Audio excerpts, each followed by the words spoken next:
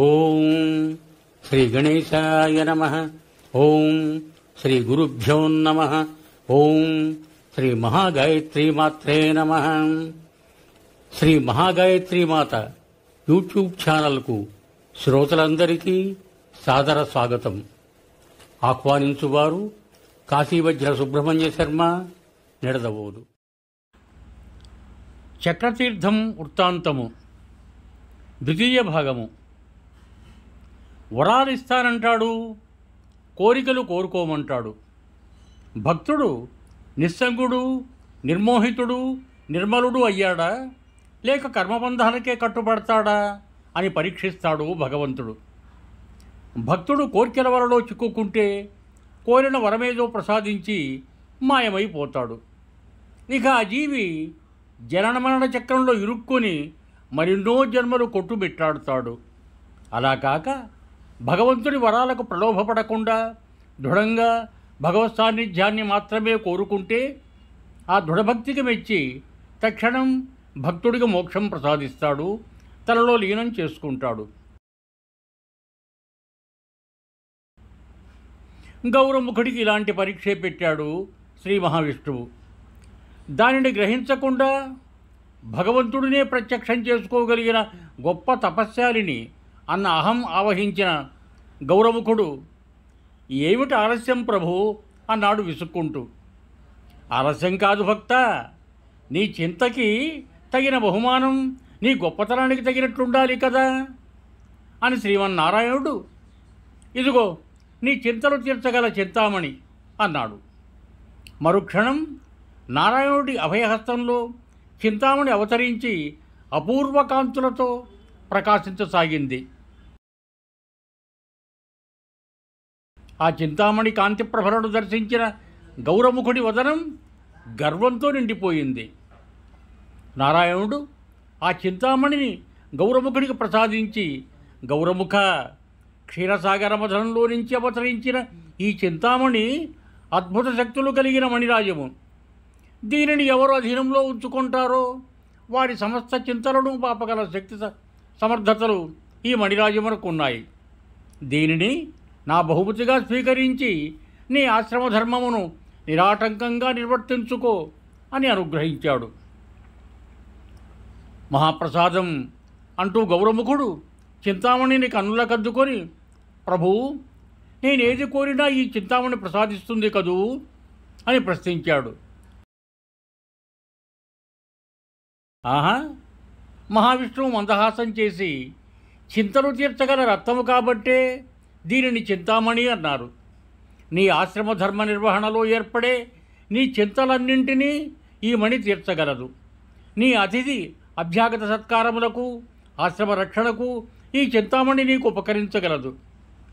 కానీ చింతామణి అంట చూసుకొని ఏ నిమిషాన నీవు నీ బ్రాహ్మణ ధర్మాన్ని, ముని ధర్మాన్ని, ఆశ్రమ ధర్మాన్ని విస్మరిస్తావో ఆ నిమిషాన ఈ చింతామణి నిన్ను వదిలి స్వస్థానానికి చేరుకుంటుంది, జాగ్రత్త అని హితబోధతో పాటు హెచ్చరించి అంతర్హితుడయ్యాడు శ్రీ మహావిష్ణువు. గౌరముఖుడు మహాగర్వంతో చింతామణితో తన ఆశ్రమానికి తిరిగి వచ్చాడు. చింతామణి ప్రభావంతో అత్యంత ఘనంగా తన ఆశ్రమానికి వచ్చే అతిథి అభ్యాగతులను ఆతిథ్యమిచ్చి సత్కరించసాగాడు. క్రమక్రమంగా గౌరముఖుడి గురించి, చింతామణి ప్రసాదించే అద్భుత వంటకాల గురించి ఆ వన ప్రాంతమంతటా పాకి ఆ చింతామణిని దర్శించి దాని ఆతిథ్యాన్ని స్వీకరించాలన్న ఆశతో, ఆకాంక్షతో అతిథులు ఇబ్బడి ముబ్బడిగా గౌరముఖుని ఆశ్రమానికి రాసాగారు. ఇక గౌరముఖుడికి తన గురించి, తన మణిమహత్యం గురించి అతిథి అభ్యాగతులకు చెప్పుకోవటానికే కాలం చాలటం లేదు.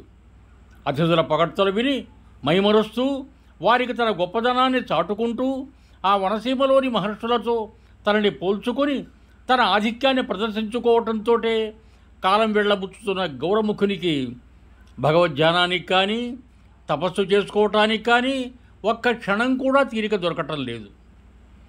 దానితో ధ్యానాన్ని, తపస్సుని విస్మరించాడు గౌరముఖుడు. ఆ కాలమున దుర్జయుడనే రాజు ఆ ప్రాంతాన్ని పాలిస్తుండేవాడు. అతడు బ్రహ్మ గురించి తపస్సు చేసి ఆయన దర్శన భాగ్యం పొంది అనేక వరములు పొందాడు. ఆ వరగర్భంతో అతడు దేవతలను జయించాడు. దానితో దేవేంద్రుడు విధిలేక దుర్జయుడితో సంధి చేసుకున్నాడు. దేవేంద్రాదులను జయించానన్న అహంకారంతో దుర్జయుడు రాజ్యపాలనను తన తమ్ముడికి అప్పగించి తాను తరచుగా అమరావతికి అతిథిగా వెళ్తూ అక్కడ అప్సరసలతో సంభోగ సుఖాలలో మునిగిపోయాడు.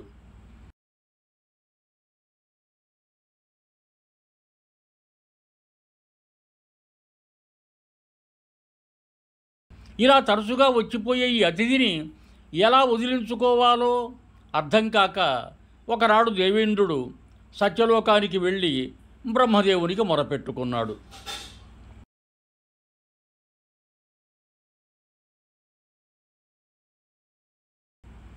దేవతల గోడు ఆలకించిన చతుర్ముఖుడు వారిని సమాధానపరుస్తూ, నాయనలారా, జీవసృష్టికి పూర్వమే మాయ నుండి సత్వరజస్తమో గుణాలు పుట్టాయి. ఆ గుణముల మాయలో పడిన జీవులు అహంకార గర్వ మదోన్మత్తులై సృష్టికర్తనే విస్మరించి తనంతటి వాడు లేడని విర్రవీగుతుంటారు.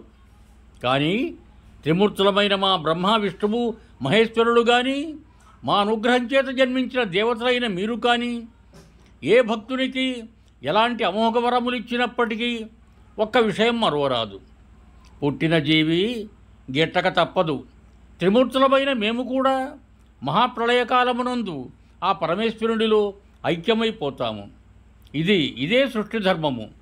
కానీ వరప్రభావ గర్వంచే అహంకారపూరితులైన వారు ఈ సృష్టి ధర్మాన్ని ధిక్కరించాలని ప్రయత్నించి భంగపడుతుంటారు.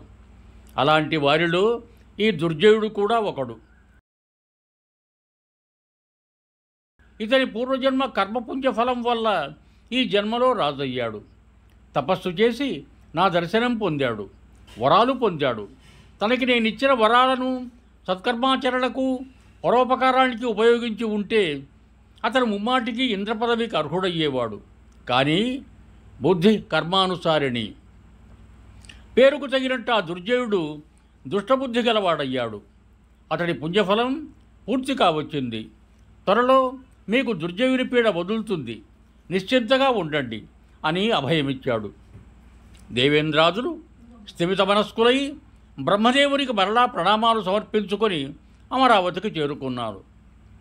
ఇక శ్రీలోలుడు మద్యపాన వ్యసనపరుడు అయిన దుర్జయుడు ఒకనాడు విహారార్థం విలాసంగా నైమిషారణ్యానికి వచ్చాడు. రాజు వెంట రక్షణగా చతురంగ బలం తరలి వచ్చింది. విహారయాత్ర నిమిత్తం వచ్చిన వారికి విష్ణుమాయా ప్రభావం చేత రాజ్యానికి తిరిగి వెళ్లే దారి తెలియలేదు. వారు ఎన్ని విధాల ప్రయత్నించినా రాజధానికి వెళ్లే మార్గాన్ని కనిపెట్టలేక వారం రోజుల పాటు తిరిగిన చోటే తిరుగుతూ అక్కడే ఉండిపోయారు. 1-2 రోజులు విహారయాత్ర నిమిత్తం తెచ్చిన ఆహార పదార్థాలు అయిపోగా మరో 2 రోజుల పాటు ఆ ప్రాంతంలో కనిపించిన వన్యమృగాలన్నింటినీ వేటాడి కడుపులు నింపుకున్నారు. ఇక అవి కనిపించటం మానేశాయి. అక్కడి నుంచి బయటపడే మార్గాన్ని కనిపెట్టలేక ఆహారం దొరక్క 3 రోజుల పాటు రాజు అతని పరివారము ఆకలి దప్పులతో అల్లాడిపోయారు. అలాంటి పరిస్థితుల్లో 8వ నాడు గోమతీ నదీ తీరాన స్నానసంధ్యలు ముగించుకొని ఆశ్రమానికి తిరిగి వెళ్తున్న గౌరముఖ మహర్షికి అరణ్యం మధ్య నుంచి ఆకలి ఆర్తనాదాలు వినిపించాయి. అద్భుతమైన చింతామణిని కలిగి ఉన్న తన ఆశ్రమ పరిసరాలలో ఆర్తుల హాహాకారాల అన్న అహంభావం మహర్షిని ఆవహించింది.